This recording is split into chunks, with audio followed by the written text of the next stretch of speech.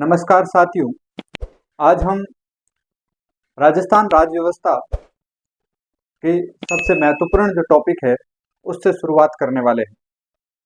राजस्थान की राज्य व्यवस्था में जो मुख्य टॉपिक है उनमें राज्यपाल, मुख्यमंत्री, मंत्री परिषद यानी विधानमंडल और उसके अलावा न्यायपालिका का हाईकोर्ट और अधीनस्थ न्यायालय से संबंधित भाग इसमें आता है।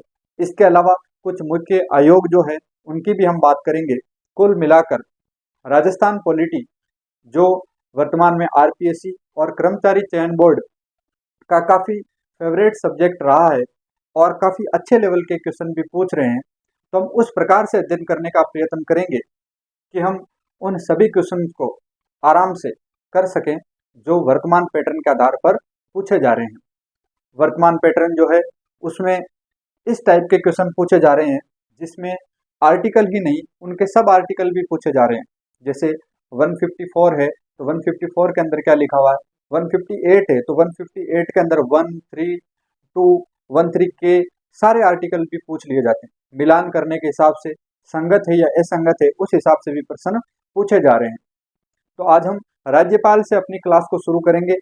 अगर कल का आपने वीडियो देखा होगा तो आपको इस क्लास के अंदर एक अलग ही कॉन्फिडेंस जरूर महसूस होगा, क्योंकि कल की क्लास में एक 5 मिनट का अपन ने वीडियो डाला था जिसमें राज्यपाल से संबंधित मुख्य जो अनुच्छेद है उन सभी को ट्रिक के माध्यम से पढ़ा था।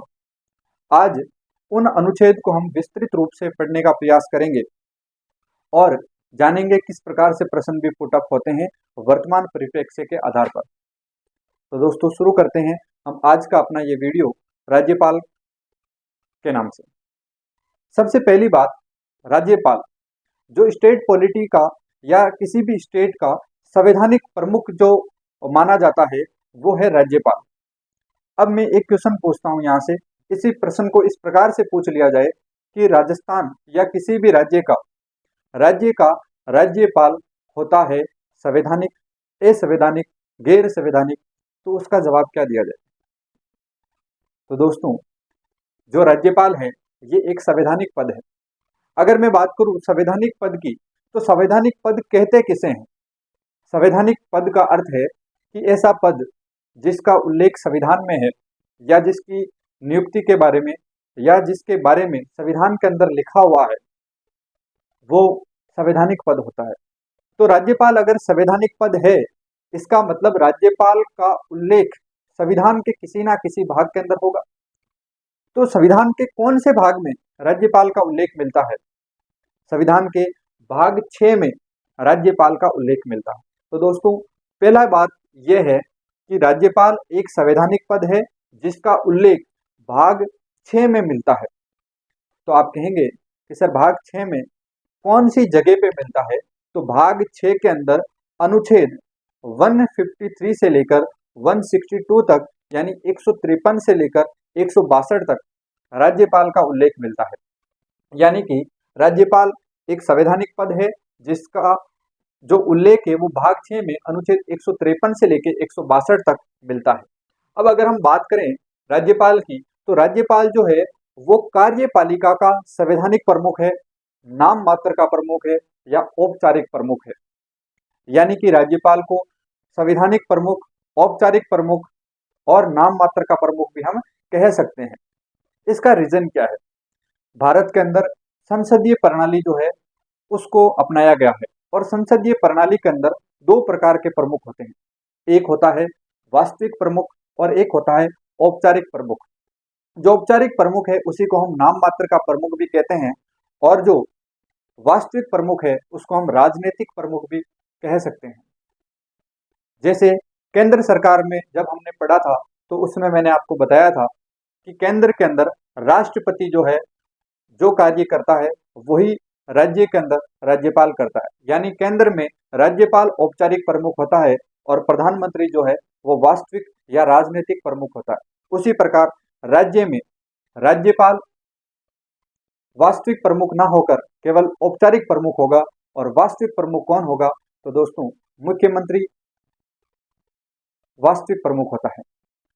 अब मैं बात करूं अगर राज्यपाल की तो राज्यपाल कार्यपालिका का संवैधानिक प्रमुख होता है, नाम मात्र प्रमुख होता है, औपचारिक प्रमुख होता है। इसके साथ ही संसदीय प्रणाली के अनुसार राज्यपाल जो है वो दोहरी भूमिका निभाता है। हमारी संसदीय प्रणाली जिसमें केंद्र और राज्यों के बीच में बंटवारा किया गया है शक्तियों का, लेकिन फिर भी एक मजबूत केंद्र रखा गया है और इसी मजबूत केंद्र को ध्यान में रखते हुए राज्यपाल जो है उसको दोहरी भूमिका के रूप में प्रयोग किया गया है इस पद का। राज्यपाल की दोहरी भूमिका से हम क्या समझ सकते हैं?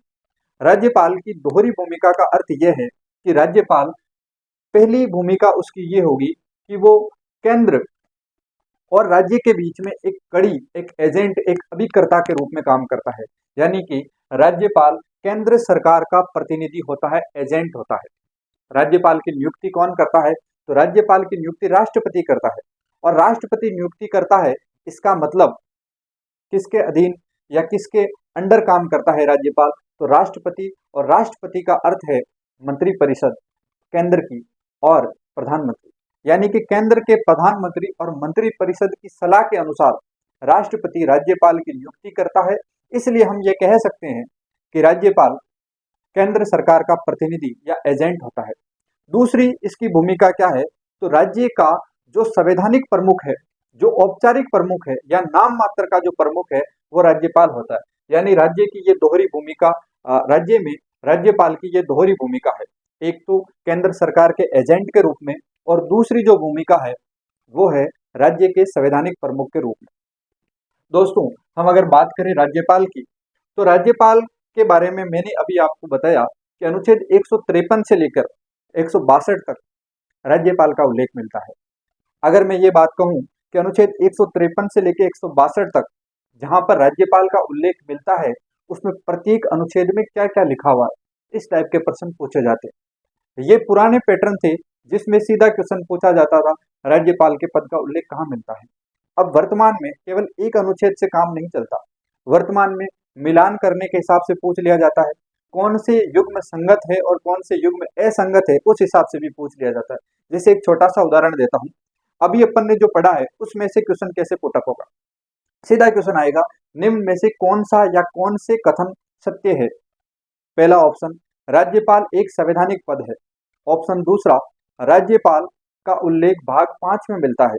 ऑप्शन थर्ड, राज्यपाल का उल्लेख अनुच्छेद 153 से लेकर 162 तक मिलता है। ऑप्शन फोर्थ, राज्यपाल दोहरी भूमिका के रूप में कार्य करता है।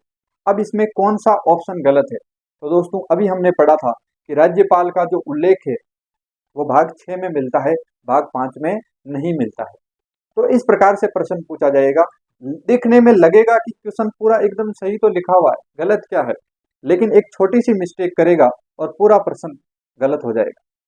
और कंपटीशन इतना है दोस्तों कि एक नंबर सैकड़ों लोगों से, हजारों लोगों से पीछे कर देता है और हजारों लोगों से आगे भी कर देता है।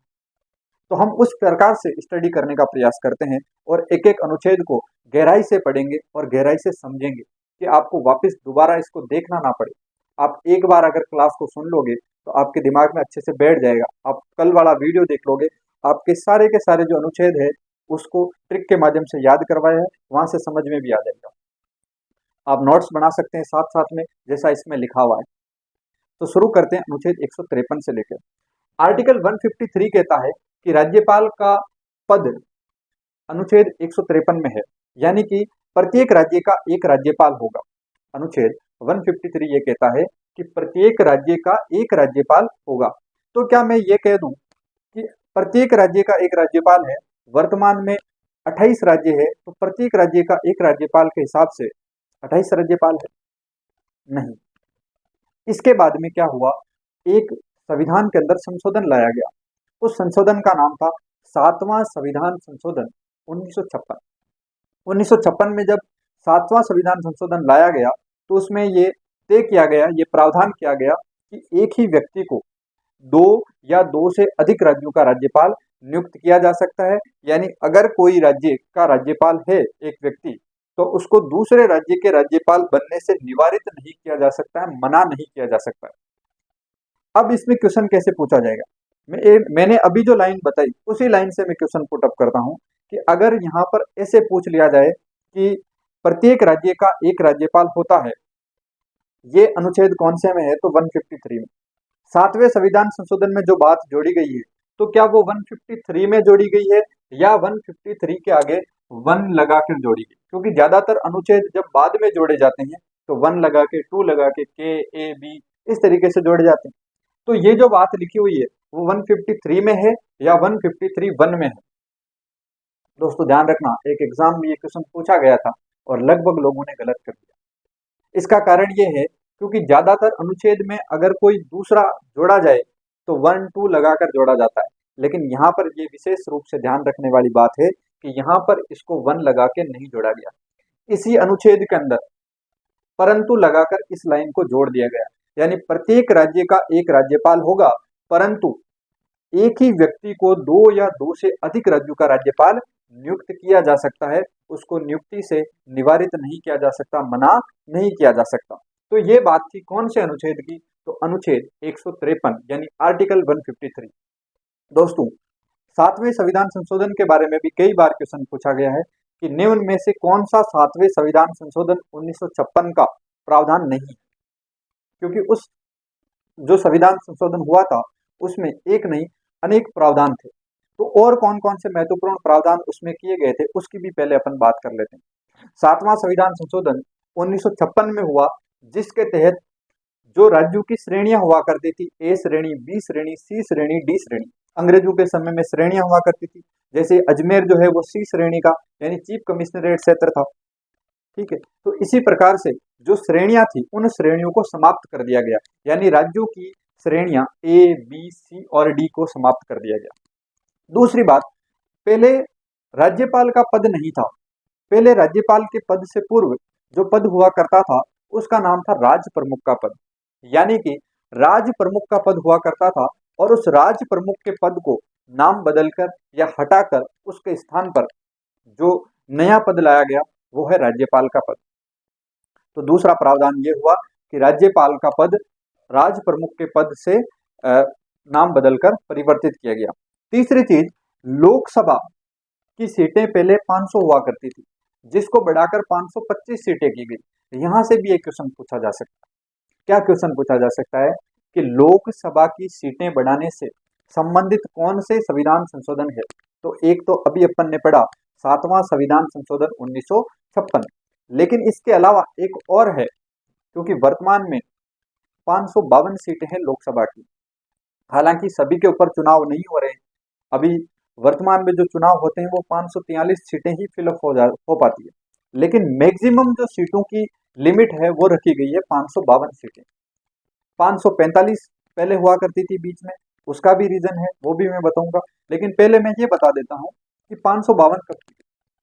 तो दोस्तों सातवें संविधान संशोधन में सीटें बढ़ाकर 500 से 525 की गई। इसी प्रकार 31वां संविधान संशोधन के तहत सीटें 525 से बढ़ाकर 552 कर दी गई। तो क्वेश्चन अगर ये पूछा जाए कि कौन सा संविधान संशोधन या कौन से संविधान संशोधन लोकसभा की सीटें बढ़ाने से संबंधित है या लोकसभा की सीटों से संबंधित है, तो ध्यान रखना दोस्तों, सातवां संविधान संशोधन और 31वां संविधान संशोधन। अब मैं अगर बात करूं कि 543 सीटें, जबकि हम कुछ वर्ष पहले 4-5 साल पहले हम ये पढ़ रहे थे कि 545 सीटें, तो 2 सीटें और कहाँ कम हुई। तो ध्यान रखना दोस्तों, साथ में जब मैंने राष्ट्रपति पढ़ाया था तो उसके अंदर मैंने आपको बताया था कि राष्ट्रपति अनुच्छेद 333 के तहत, आर्टिकल 333 के तहत लोकसभा में 2 एंग्लो इंडियन की नियुक्ति करता है या 2 एंग्लो इंडियन को मनोनीत करता है। तो जो मनोनीत करने वाला जो प्रावधान था 2 एंग्लो इंडियन को, उसको 104वें संविधान संशोधन के तहत निरस्त कर दिया गया और वर्तमान में 543 सीटें फिलअप होती है। अब अगर हम बात करें सातवें संविधान संशोधन की, तो इसके तहत क्या क्या प्रावधान थे, इसकी हमने बात की कि राज्यों की श्रेणियां समाप्त कर दी गई, A, B, C और D जो श्रेणियां हुआ करती थी। इसके अलावा एक ही व्यक्ति को 2 या 2 से अधिक राज्यों का राज्यपाल नियुक्त किया जा सकता है, उसको निवारित नहीं किया जा सकता है राज्यपाल बनने से, इसका प्रावधान किया गया। तीसरा, लोकसभा की सीटें 500 से बढ़ाकर 525 कर दी गई। चौथा, राज्य प्रमुख के पद को हटाकर या राज प्रमुख के स्थान पर राज्यपाल का पद लाया गया। तो ध्यान रहे दोस्तों, राज्य प्रमुख जो राजस्थान के सबसे पहले राज प्रमुख थे वो कौन थे? मैं अगर इस क्वेश्चन को इस प्रकार से पूछूं तो अगर जिसने राजस्थान का एकीकरण पढ़ा है उसके दिमाग में एक डाउट भी हो सकता है। अगर मैं कहूं कि क्या के एम मुंशी प्रथम राज प्रमुख थे, तो या मैं ये कहूं कि शोभाराम कुमावत थे, या मैं ये कहूं कि उदयभान सिंह जी थे प्रथम राज प्रमुख, क्योंकि जो मत्स्य संघ था उसके प्रथम राज प्रमुख उदयभान सिंह जी को बनाया गया।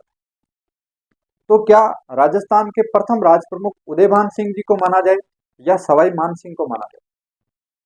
वैसे तो सभी को ज्ञात है कि सवाई मान सिंह ही प्रथम राज प्रमुख थे, लेकिन अगर एग्जाम के अंदर दोनों ऑप्शन आए तो कंफ्यूज नहीं होना, क्योंकि मत्स्य संघ का विलय राजस्थान में हुआ और उसके बाद जो संपूर्ण राजस्थान बना, उस संपूर्ण राजस्थान के जो प्रथम राज प्रमुख है वही राज प्रमुख माने जाएंगे, क्योंकि इन सभी रियासतों का विलय भारत जो प्रांत था, भारत जो क्षेत्र था, उस क्षेत्र के अंदर किया गया। राजस्थान का क्षेत्र तो बाद में उसमें मिलाया गया। 1 नवंबर 1956 को पूर्ण राजस्थान का स्वरूप जो है वो बनकर सामने आता है। उससे पहले अगर मैं बात करूं सवाई मान सिंह जी की, तो इनको प्रथम राज प्रमुख बनाया गया। दूसरी बात, जब राजस्थान बन गया, निर्वाचित होने लगे राज प्रमुख की जगह 7वां संविधान संशोधन 1956 के तहत जब राज प्रमुख का पद राज्यपाल में बदला, तो पहले राज प्रमुख कौन बने? तो दोस्तों, प्रथम राज प्रमुख गुरुमुख निहाल सिंह जी बने। इसके बाद अगर हम बात करें आर्टिकल संविधान संशोधन 7वां 1956, इसमें एक प्रावधान और था जो मैंने यहाँ नहीं लिखा है, वो था 158 के अंदर 3 जो है उसका सेक्शन के जोड़ा गया, जिसमें यह प्रावधान किया गया कि अगर एक ही व्यक्ति को 2 या 2 से अधिक राज्यों का राज्यपाल बनाते हैं तो उसको जो पेमेंट मिलेगी उसका निर्धारण कौन करेगा? तो उसका निर्धारण राष्ट्रपति करेगा कि किस अनुपात में दोनों राज्य या जितने भी राज्यों का वो राज्यपाल है वो वेतन प्राप्त करेगा। राज्यपाल उस अनुपात को निर्धारित करेगा कि कोई फला राज्य जो है वो उसको इतने अनुपात में पेमेंट देगा और दूसरा जो है वो उसको इतने अनुपात में पेमेंट देगा। तो ये भी है, ये जब हम आर्टिकल 158 पढ़ेंगे तो उसके अंदर फिर से आपको बता दिया जाएगा। तो अब अगर हम बात करें 153 पढ़ चुके हैं, प्रत्येक राज्य का एक राज्यपाल होगा, एक ही व्यक्ति को 2 या 2 से अधिक राज्यों का राज्यपाल बनाया जा सकता है। कौन सा संविधान संशोधन? तो दोस्तों 7वां संविधान संशोधन। इसके बाद हम बात करते हैं आर्टिकल 154 की, अनुच्छेद 154। अनुच्छेद 154 क्या कहता है? अनुच्छेद 154 कहता है कि राज्यपाल कार्यपालिका का अध्यक्ष होता है, यानी कि कार्यपालिका का संवैधानिक जो प्रमुख होगा वो कौन होगा? तो वो राज्यपाल होगा। अगर क्वेश्चन पूछा जाए और उसमें यह लिखा जाए कि राज्यपाल कार्यपालिका का संवैधानिक प्रमुख होता है और वे इसकी जो शक्तियां हैं उसका प्रयोग किस प्रकार से करता है, इसके बारे में पूछा जाए तो दोस्तों ध्यान रखना, राज्यपाल अपनी शक्तियों का प्रयोग स्वयं या अपने अधीनस्थों के माध्यम से करता है। अब यहां पर एक वर्ड आया है अधीनस्थ। अधीनस्थ क्या होते हैं? अधीनस्थ का मतलब है राज्यपाल के अधीनस्थ होते हैं मुख्यमंत्री और उसकी मंत्री परिषद, यानी कि वास्तविक शक्तियां किसके पास है? राज्यपाल के पास में। लेकिन उन शक्तियों का प्रयोग कौन करेगा? तो उन शक्तियों का प्रयोग करने के लिए मुख्यमंत्री और मंत्री परिषद है। कुल मिलाकर बात यह है कि राज्यपाल मुख्यमंत्री और मंत्री परिषद की सलाह के अनुसार कार्य करता है। आप ये मान लो, वर्तमान अगर परिदृश्य की बात करें तो पुराने समय में घर के जो दादाजी होते थे वही सारे कार्य करते थे। वर्तमान में जब चीजें बदली, अब दादाजी से एक बार पूछ जरूर लिया जाता है, लेकिन करेंगे वही जो पिताजी चाहेंगे। तो हम जब मैंने राष्ट्रपति पढ़ाया था तो उसमें मैंने आपको बताया भी था कि इसको एक घर की संसद के रूप में अगर माना जाए तो दादाजी जो है वो राष्ट्रपति है और पिताजी जो है वो प्रधानमंत्री है। उसी प्रकार अगर केंद्र सरकार से अपन राज्य सरकार में आए तो यहाँ पर कौन हो जाएंगे? राज्यपाल और मुख्यमंत्री, यानी कि वास्तविक जो शक्तियां हैं उनका प्रयोग मुख्यमंत्री और मंत्री परिषद करते हैं। यानी कि राज्यपाल कार्यपालिका का संवैधानिक प्रमुख होता है, औपचारिक प्रमुख होता है, केवल नाम मात्र का प्रमुख होता है। लेकिन वास्तविक प्रमुख कौन होता है? तो वास्तविक प्रमुख होता है मुख्यमंत्री। एक बार हम वापस थोड़ा एक स्टेप बैक लेते हैं और देखते हैं कि कौन से अगर प्रमुख आए तो उसका उत्तर क्या देना है। 3 टाइप से प्रश्न पूछा जाए देश का या राज्य से बात करें अगर हम, तो राज्य का संवैधानिक प्रमुख कौन होगा। दूसरा क्वेश्चन, राज्य का राजनीतिक प्रमुख कौन होगा। तीसरा क्वेश्चन, राज्य का प्रशासनिक प्रमुख कौन होगा। तो दोस्तों ध्यान रहे, राज्य का संवैधानिक प्रमुख राज्यपाल होता है, राज्य का राजनीतिक प्रमुख या वास्तविक प्रमुख मुख्यमंत्री होता है।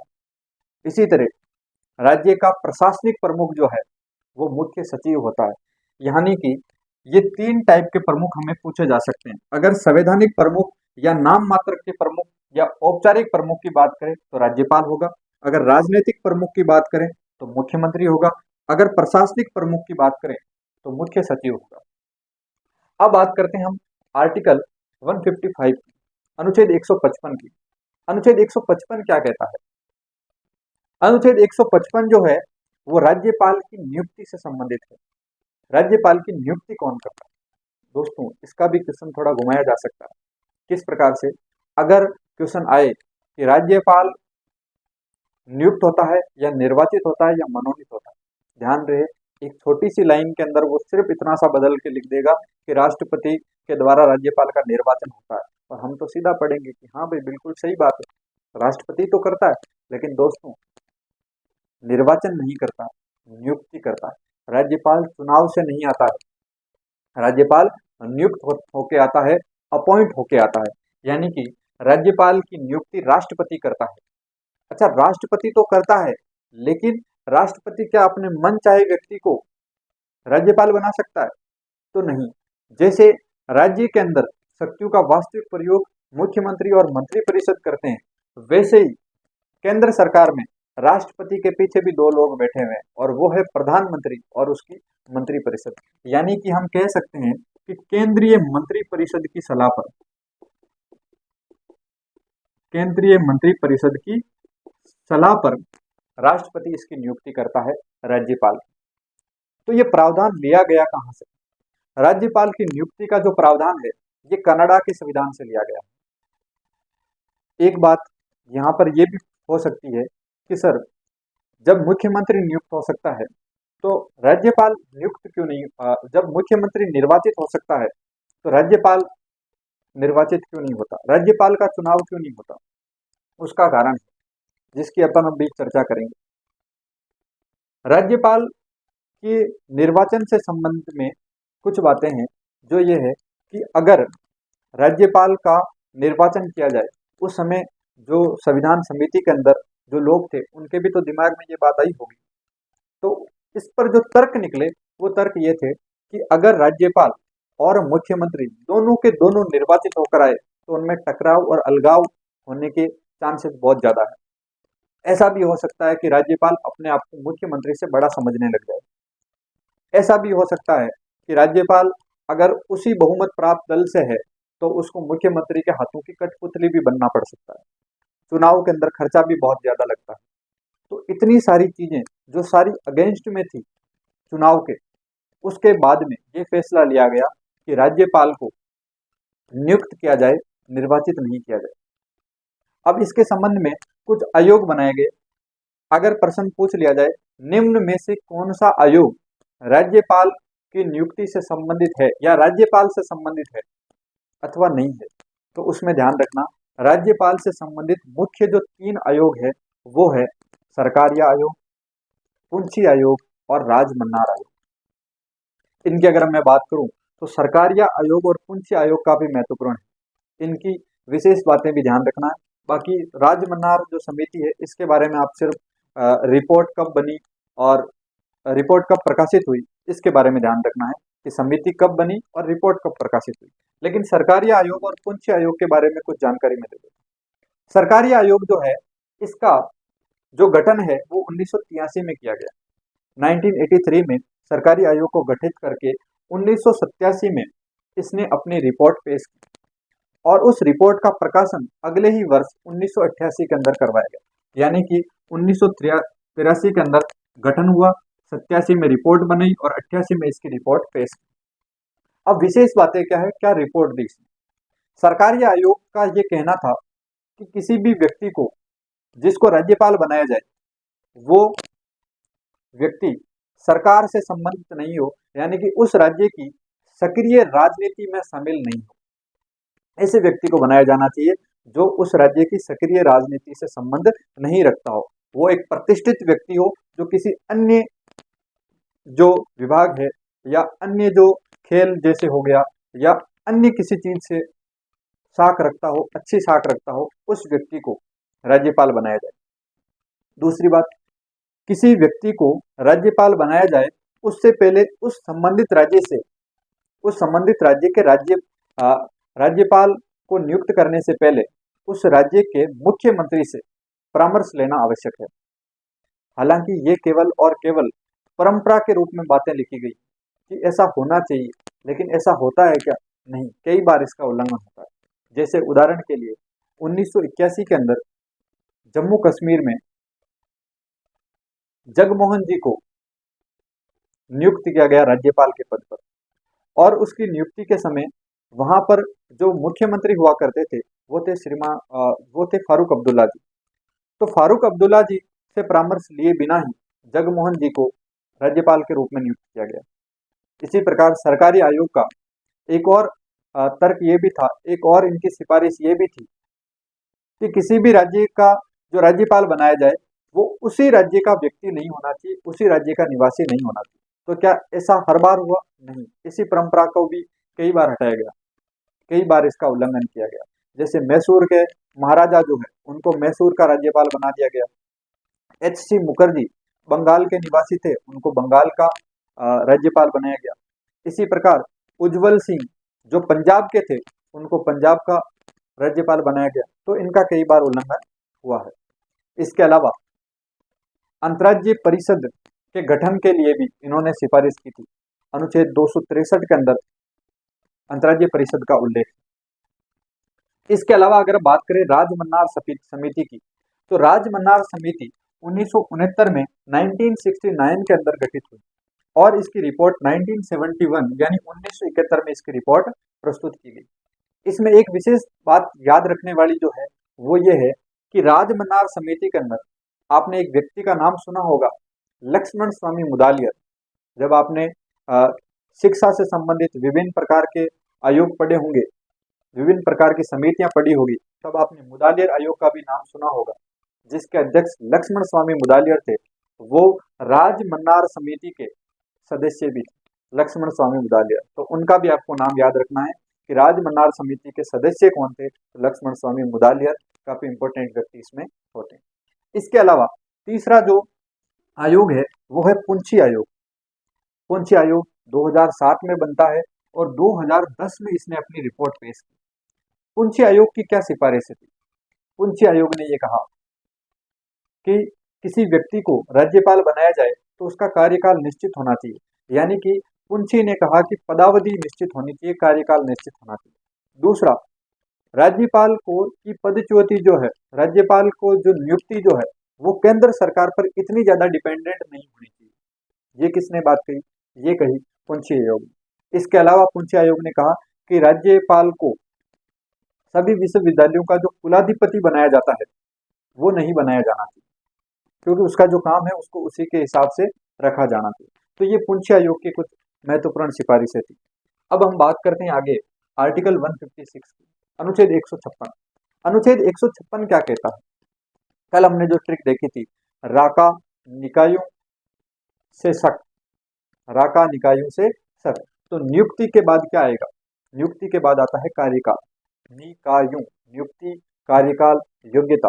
तो नियुक्ति के बाद राज्यपाल का कार्यकाल या पदावधि कितनी होगी?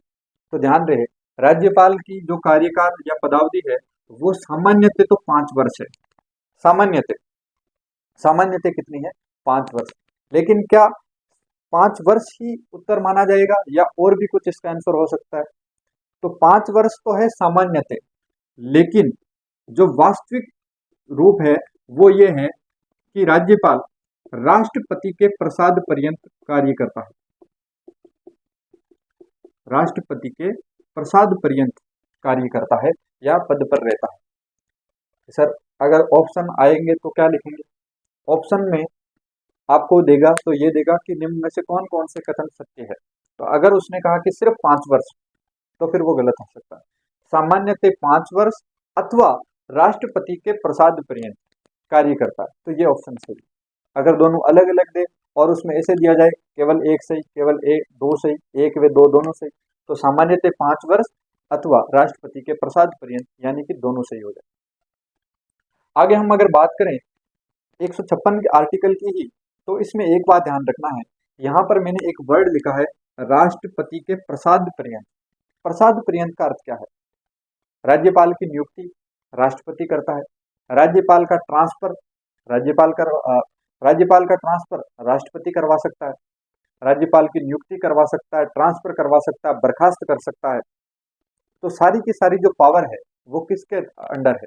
वो राष्ट्रपति के अंडर आती है। यानी कि राष्ट्रपति के प्रसाद पर्यंत ही कोई व्यक्ति राज्यपाल बनता है और अपने पद पर बना रह सकता है। इसके अलावा राज्यपाल जो है वो त्याग पत्र किसको देगा? तो राज्यपाल त्याग पत्र भी राष्ट्रपति को ही देता है, क्योंकि राष्ट्रपति के प्रसाद पर्यंत कार्य करता है। अब अगर हम बात करें राज्यपाल की, तो राज्यपाल त्याग पत्र राष्ट्रपति को दे सकता है, प्रसाद पर्यंत भी राष्ट्रपति के ही काम करता है। इसके अलावा अगर हम बात करें राज्यपाल की, तो राज्यपाल तब तक पद पर बना रहेगा जब तक कि उसका उत्तराधिकारी कार्य ग्रहण ना कर ले। अगर किसी आकस्मिक स्थिति में मान लीजिए कोई राज्यपाल जो है उसका निधन हो जाता है या वो त्याग पत्र दे देता है, तो उस कंडीशन में क्या होगा? राज्यपाल का पद राज्यपाल की अनुपस्थिति में कौन संभालेगा?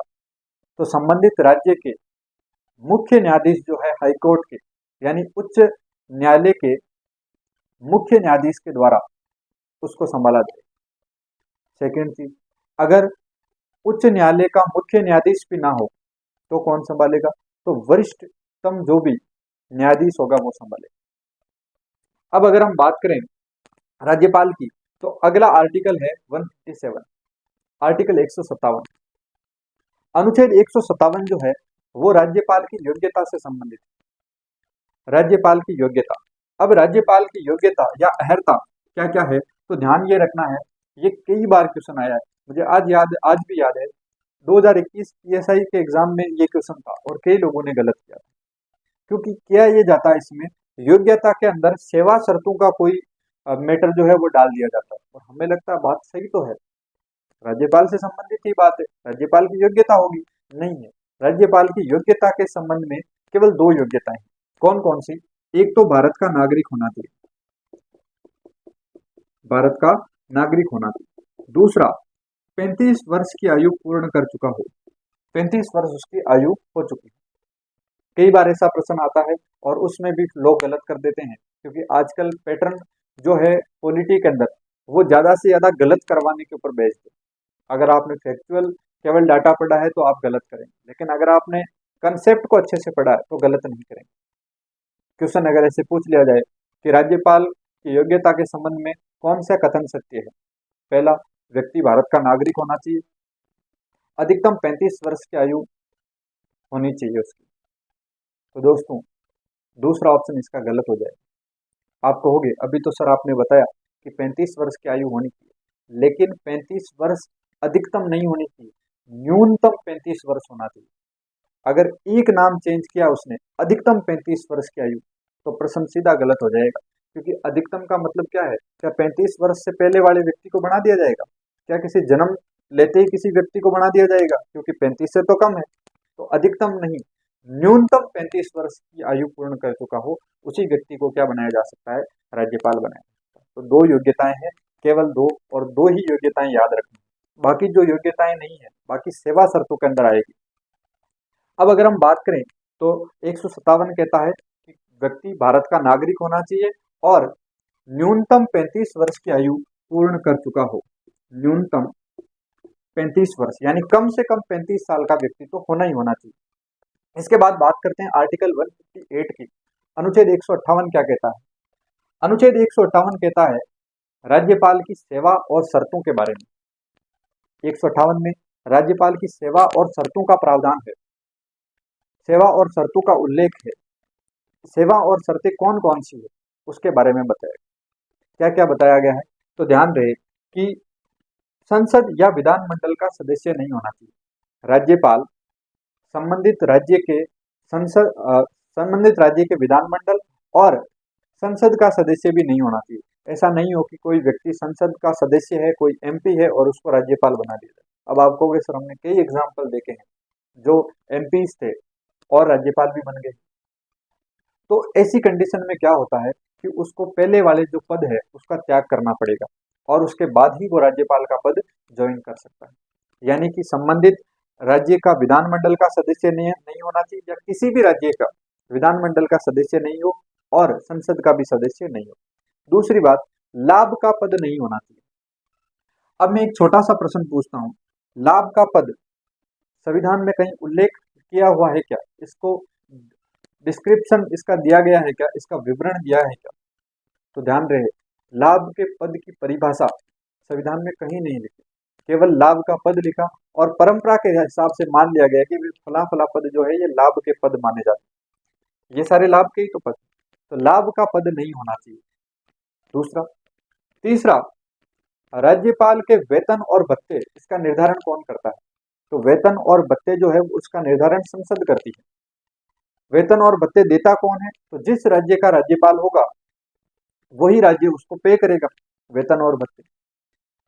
तो अगर मैं ये कहूं कि राज्य की संचित निधि पर राज्यपाल का वेतन भारित होता है तो ये बात सही है, लेकिन अगर मैं ये कहूं कि राज्यपाल को पेंशन कौन देगा, तो ध्यान रहे दोस्तों कि पेंशन जो है वो भारत की संचित निधि पर भारित होती है, वेतन राज्य की संचित निधि पर, लेकिन पेंशन राज्य से नहीं देगा, पेंशन भारत की संचित निधि से मिलेगा। अब आप कहोगे ऐसा क्यों? तो इसके पीछे कारण है, एक राज्यपाल अपने कार्यकाल के दौरान में, अपने राजनीतिक कार्यों के दौरान केवल एक ही राज्य का राज्यपाल नहीं होता है। कई बार एक राज्यपाल एक से अधिक राज्यों का राज्यपाल भी रहता है, एक साथ नहीं तो बाद में रह सकता है। पहले राजस्थान का है, फिर यहाँ से हटाकर उसको एमपी का बना दिया गया, वहां से हटाकर तमिलनाडु का बना दिया गया, वहां से अरुणाचल प्रदेश भेज दिया गया। तो एक व्यक्ति अपना जो कार्यकाल है वो अलग अलग जगहों पर पूरा करता है, तो फिर उसको रिटायरमेंट के बाद में पेंशन कौन देगा? तो पेंशन उसको भारत सरकार देगी, भारत की संचित निधि से उसकी पेंशन दी जाएगी। अब आप कहोगे सर आपने पहले एक चीज बोली थी कि कोई भी व्यक्ति दो या दो से अधिक राज्यों का राज्यपाल भी बन सकता है, उस समय पेंशन, उस समय वेतन कौन देगा? पेंशन तो भारत सरकार देगी, लेकिन वेतन कौन देगा उसको? तो ध्यान रहे दोस्तों, ऐसी कंडीशन में जब एक व्यक्ति दो या दो से अधिक राज्यों का राज्यपाल है तो इसका निर्धारण राष्ट्रपति करेगा कि दोनों जो राज्य है वो किस अनुपात में वेतन देगी। और इसका अपन ने अध्ययन अभी जब पहले 7वां संविधान संशोधन 1956 पढ़ा था, उसके अंदर भी मैंने आपको बताया था कि अनुच्छेद 158 के अंदर 3 और 3 में भी के जोड़ा गया है 7वें संविधान संशोधन के तहत, जिसमें यह प्रावधान किया गया कि राज्यपाल अगर दो या दो से अधिक राज्यों का राज्यपाल रहा है एक साथ, तो उस समय राष्ट्रपति ये निर्धारित करेगा कि किस अनुपात में उसको वेतन दिए जाए, वेतन और भत्ते दिए जाए। यहाँ पर ये जो 3 चीजें मैंने लिखी हुई है 158 के अंदर 1, 2, 3, इसके अलावा 158 3K और 158 4, ये केवल पॉइंट नहीं है, इनको भी याद रखना पड़ेगा कि 158 के अंदर 1, 158 के अंदर 2, 158 के अंदर 3, 158 के अंदर 4 और 158 3 के। कैसे याद रखें? तो उसको देखो, सबसे पहली एक बात तो ये है कि वो एक किसी भी एक का सदस्य नहीं होना चाहिए, वो एकमात्र सदस्य रहना चाहिए और एकमात्र सदस्य राज्यपाल के रूप में रहना चाहिए। कुल मिलाकर पहली बात यह है कि वो किसी भी राज्य का या किसी भी सदन का सदस्य नहीं होना चाहिए, सक्रिय सदस्य नहीं होना चाहिए। तो पहली तो ये हो गई। दूसरी बात, अब दूसरी बात है लाभ। लाभ में कितने शब्द है? 2। तो 158 2 में लिखा है कि लाभ का पद नहीं होना चाहिए। 158 3, वेतन में 3 शब्द है, वेतन 3 शब्द है, तो 3 शब्द है तो वेतन कौन से में होगा? 158 के अंदर 3 के अंदर होगा। उसके बाद पदावधि के अंदर 4 शब्द है। इसका मतलब 158(4) में ये लिखा है कि पदावधि के दौरान वेतन भत्तों में अलाभकारी परिवर्तन नहीं होगा। ये ध्यान रखने की बात है। अलाभकारी का मतलब है कि कम नहीं किया जा सकता, बढ़ा तो सकते हैं। जो राज्यपाल को पेमेंट मिलता है 3,50,000 वर्तमान में पेमेंट मिलता है राज्यपाल को, वर्तमान में 3,50,000 वेतन मिलता है। इसमें कटौती नहीं की जा सकती। अलाभकारी परिवर्तन यानी ऐसा परिवर्तन जो लाभ ना दे, ऐसा परिवर्तन नहीं किया जा सकता। तो पदावधि के दौरान वेतन भत्तों में अलाभकारी परिवर्तन नहीं किया जा सकता। तो पदावधि में 4 शब्द है। सबसे पहली बात यह है कि एक सदस्य नहीं होना चाहिए किसी का भी, ना तो विधानमंडल का सदस्य होना चाहिए, ना संसद का, पहली बात। दूसरा, लाभ के अंदर 2 शब्द है तो 158(2) यानी लाभ का पद नहीं होना चाहिए। वेतन में 3 शब्द है तो वेतन भत्तों का निर्धारण संसद करेगी 158(3) में। पदावधि में 4 शब्द है तो 158(4) पदावधि के दौरान अलाभकारी परिवर्तन नहीं कर सकते। 158(3) के अंदर ये वाली बात अपन ने पहले ही पढ़ ली थी। एक व्यक्ति 2 या 2 से अधिक राज्यों का राज्यपाल हो तो उस स्थिति में उसको पेमेंट जो किया जाएगा किस अनुपात में होगा, इसका निर्धारण राष्ट्रपति करता है। अब अगर हम बात करें अगले आर्टिकल की, अनुच्छेद 159, आर्टिकल 159 क्या कहता है? अनुच्छेद 159 राष्ट्रपति के शपथ या प्रतिज्ञान से संबंधित है। राज्यपाल के शपथ और प्रतिज्ञान से संबंधित है। राज्यपाल को शपथ कौन दिलाता है? तो ध्यान रहे, जिस प्रकार राष्ट्रपति को उच्चतम न्यायालय के मुख्य न्यायाधीश के द्वारा शपथ दिलवाई जाती है, उसी प्रकार राज्य में राज्यपाल को उस राज्य के हाईकोर्ट के मुख्य न्यायाधीश यानी कि उच्च न्यायालय के मुख्य न्यायाधीश चीफ जस्टिस के द्वारा शपथ दिलाई जाती है। तो अगर मैं कहूं कि राज्यपाल को शपथ कौन दिलाता है या प्रतिज्ञान कौन दिलाता है, तो chief justice of high court यानी उच्च न्यायालय का मुख्य न्यायाधीश, इनकी अनुपस्थिति में जो भी वरिष्ठतम न्यायाधीश होगा वो राज्यपाल को शपथ दिलाता है। इसके बाद में अगर हम बात करें तो ध्यान रहे कि राज्यपाल की जो शपथ है इसका प्रावधान अनुसूची 3 के अंदर नहीं है। जो टोटल 12 अनुसूचियां हैं, जिसमें दूसरी अनुसूची में वेतन और तीसरी अनुसूची के अंदर इनकी शपथ से संबंधित है।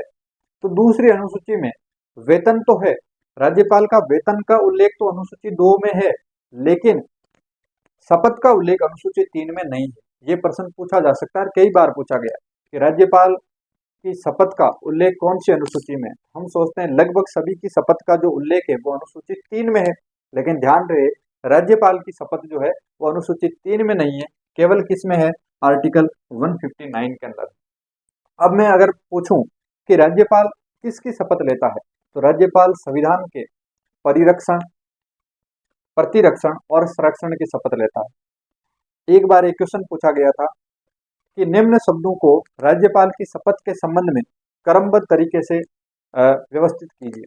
4 शब्द थे, परिरक्षण, संरक्षण, श्रद्धापूर्वक और प्रतिरक्षण। तो उसमें सबसे जो पहला शब्द आएगा वो आएगा श्रद्धापूर्वक, दूसरा शब्द आएगा परिरक्षण, तीसरा आएगा संरक्षण और चौथा आएगा प्रतिरक्षण। क्रम से जमाना था, तो आपको पूरी शपथ याद नहीं करनी, लेकिन कम से कम ये 3 वर्ड आपको याद रखना, परिरक्षण, फिर संरक्षण और प्रतिरक्षण। पहले परिरक्षण करेगा, फिर उसका संरक्षण करेगा और फिर प्रतिरक्षण करेगा। श्रद्धापूर्वक तो पहले आता ही है, मैं श्रद्धापूर्वक शपथ करता हूँ, तो सबसे पहला वर्ड आएगा वो।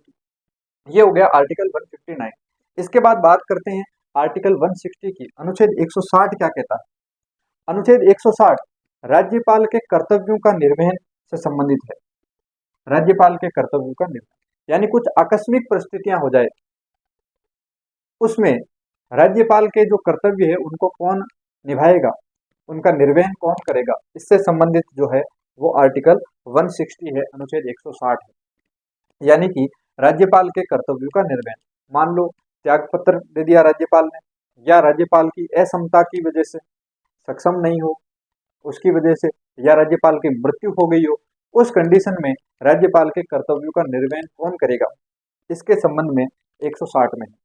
तो ध्यान रहे ऐसी कंडीशन में राष्ट्रपति ये डिसाइड करता है राष्ट्रपति किसी दूसरे व्यक्ति को अपॉइंट कर सकता है राज्यपाल के रूप में, अन्यथा जब तक अपॉइंट ना किया जाए तब तक उस राज्य का जो हाईकोर्ट है, जो मुख्य न्यायाधीश है हाईकोर्ट का, वो राज्यपाल के कर्तव्यों का निर्वहन करता है।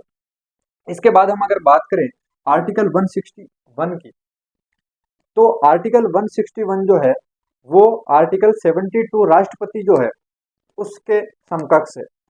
आर्टिकल 72 में राष्ट्रपति के समाधान की शक्तियां हैं और आर्टिकल 161 जो है उसमें राज्यपाल की समाधान की शक्तियां हैं। मैंने जब केंद्र सरकार और केंद्र सरकार से संबंधित जब अनुच्छेद पढ़े थे, जब अपन ने सेंट्रल वाली जो पॉलिटी पढ़ी थी, उसमें मैंने एक चीज बताई थी कि स्टेट और सेंट्रल वाले में एक छोटा सा रिलेशन है और वो रिलेशन ये है +89 फॉर्मूला। यानी लगभग अनुच्छेद जो है, अगर आप सेंट्रल वाले में, केंद्र सरकार वाले में अगर आप +89 करोगे तो उसमें राज्य के अनुच्छेद आ जाते हैं। जैसे 72 में +89 करते ही 161 होता है और ये किससे संबंधित है, ये समाधान से। 72 राष्ट्रपति के समाधान की शक्तियां हैं और 161 जो है वो राज्यपाल के समाधान की शक्तियां हैं। राज्यपाल की समाधान की शक्तियां क्या क्या है? राज्यपाल लघुकरण कर सकता है, क्षमा कर सकता है, निलंबन कर सकता है, परिहार कर सकता है। यानी कि राज्यपाल क्षमा, लघुकरण, निलंबन, परिहार और विराम भी लगा सकता है। ये 5 प्रकार की समाधान शक्तियां हैं। इनके बारे में भी हम आगे विस्तार से पढ़ेंगे कि क्षमा का अर्थ क्या होगा, लघुकरण का क्या होगा, निलंबन का क्या होगा, परिहार और विराम का क्या होगा। एक बात यहाँ पर ध्यान ये रखना है कि राज्यपाल और राष्ट्रपति इन दोनों की समाधान शक्तियों में राष्ट्रपति के पास ज्यादा शक्तियां होती है समाधान के रूप में। राष्ट्रपति सैन्य कोर्ट वाले जो मामले होते हैं उसमें भी सजा माफ कर सकता है या कम कर सकता है, लेकिन राज्यपाल के पास इसकी पावर नहीं होती। राष्ट्रपति फांसी की सजा जो है, मृत्युदंड जो है, उसको माफ कर सकता है, लेकिन राज्यपाल नहीं कर सकता। तो राष्ट्रपति के पास में राज्यपाल की तुलना में अधिक शक्तियां होती है समाधान के संबंध में। कौन कौन सी समाधान की शक्तियां हैं? तो क्षमा, लघुकरण, निलंबन, परिहार और विराम, ये 5 प्रकार की समाधान शक्तियां राज्यपाल के पास में होती है। किसी भी सजा को माफ कर सकता है, उसको सजा को छोटा कर सकता है, उसकी प्रकृति बदल सकता है, उस सजा पर रोक लगा सकता है। रोक लगाने का तात्पर्य यह है, मान लो कोई व्यक्ति है, वो बीमार है, मानसिक रूप से बीमार है, उस कंडीशन में उस व्यक्ति को मानसिक जो अस्पताल है उसमें रखा जाता है और जब उससे निवारण हो जाए उसके रोग का, जब वो ठीक हो जाए उसके बाद उस बाकी की सजा काट सकता है। या फिर कोई लेडी है जिसने कोई क्राइम किया हो, कोई अपराध किया हो और उसके बाद उसको सजा दी गई हो और सजा के बाद पता चले कि वो लेडी प्रेग्नेंट है, तो उस कंडीशन में भी उस लेडी की प्रेगनेंसी के अंदर उसको सजा, उसकी जो सजा है उसको विराम लगाया जा सकता है, उसको रोका जा सकता है। तो ये पावर भी किसके पास में है? राज्यपाल के पास में भी है। अब अगले आर्टिकल की हम बात करें तो आर्टिकल 162, ये कर्तव्यों के विस्तार से संबंधित है।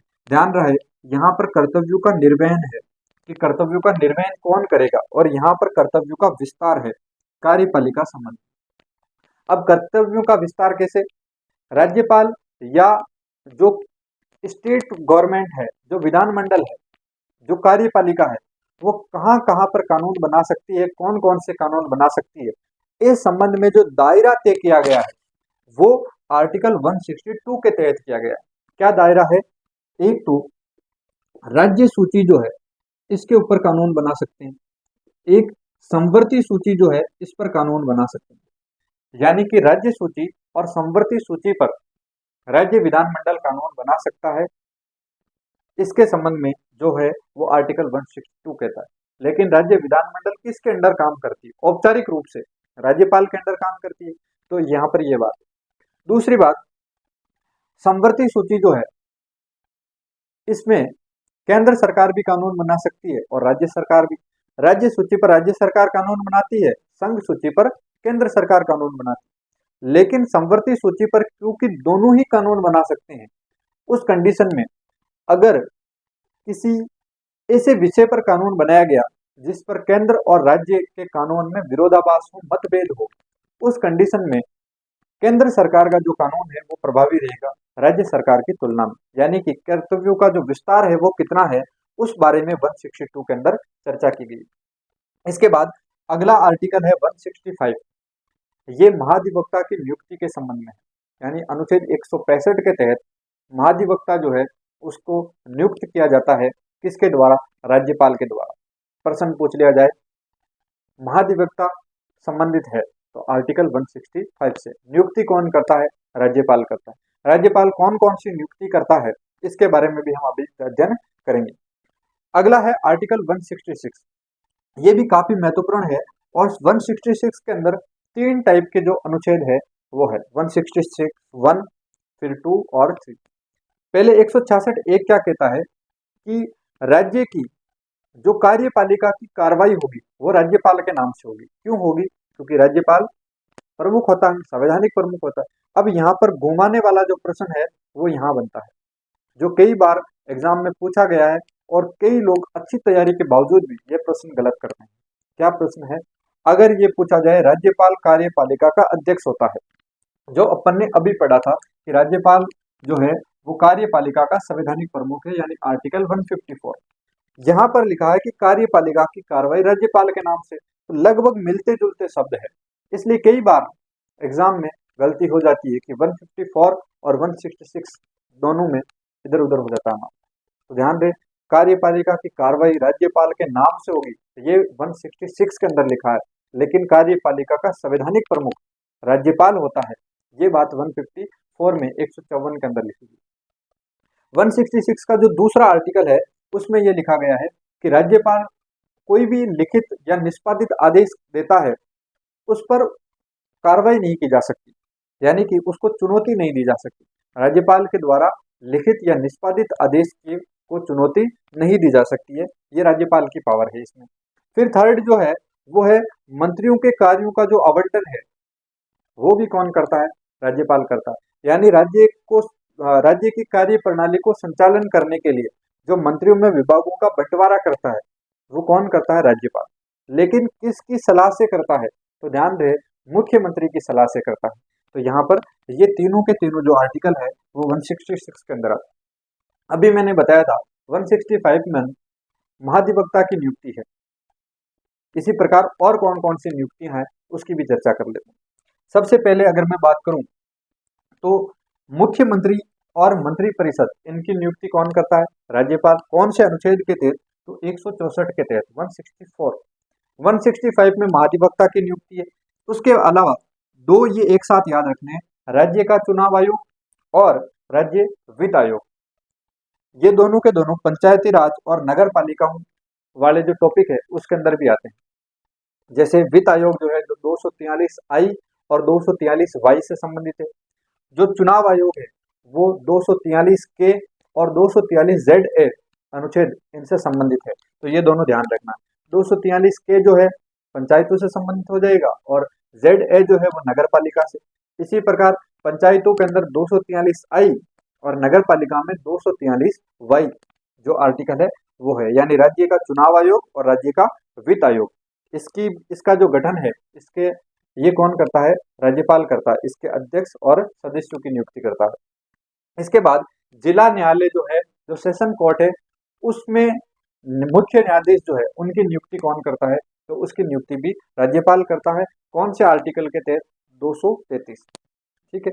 उसके बाद अगर हम बात करें कि सभी सरकारी विश्वविद्यालय जो सरकारी पोषित हो, राज्य पोषित हो, उन राज्य पोषित सभी सरकारी विश्वविद्यालयों का जो कुलपति होते हैं उन कुलपति की नियुक्ति कौन करता है? राज्यपाल। और राज्यपाल स्वयं उनका क्या होता है? कुलाधिपति होता है। राज्यपाल स्वयं उनका सभी विश्वविद्यालयों का कुलाधिपति होता है। इसके अलावा लोकायुक्त जो है उनकी नियुक्ति भी राज्यपाल करता है।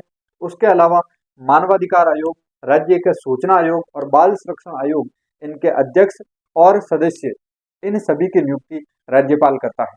राज्य के अंदर ये जो भी यहाँ पर लिखवा रखे हैं इन सभी की नियुक्तियां राज्यपाल करता है। इनको आपको एक बार अच्छे से देख लेना। आप इस पूरे जो पेज यहाँ पर लिखा हुआ है, ये 2-4 पेज का मैटर है जो मैंने बोला है, उसको भी आप नोट्स के माध्यम से लिख सकते हैं। PDF भी आपको टेलीग्राम पे अवेलेबल करवा दी जाएगी। टेलीग्राम का लिंक जो है वो आपको डिस्क्रिप्शन में मिल जाएगा। वहाँ पे आप इसकी PDF भी ले सकते हैं, और आप चाहें तो यहाँ पर क्लास में साथ साथ लिखें तो वो ज़्यादा बेटर रहेगा। आप एक बार सुने फिर एक बार लिखें, इससे प्रैक्टिस भी अच्छी होगी, और सुनी हुई चीज़ें और लिखी हुई चीज़ें जब दोनों एक साथ होती है तो दिमाग को और अच्छे तरीके से याद रखने में मदद करती है। आज के लिए इतना ही। कल हम बात करेंगे राज्यपाल से संबंधित अन्य जो प्रावधान है, राज्यपाल की कार्यपालिका शक्तियाँ, राज्यपाल की विधायी शक्तियाँ, इन सभी के संबंध में कल हम अध्ययन करने वाले हैं। आप सभी का दिन शुभ हो। धन्यवाद।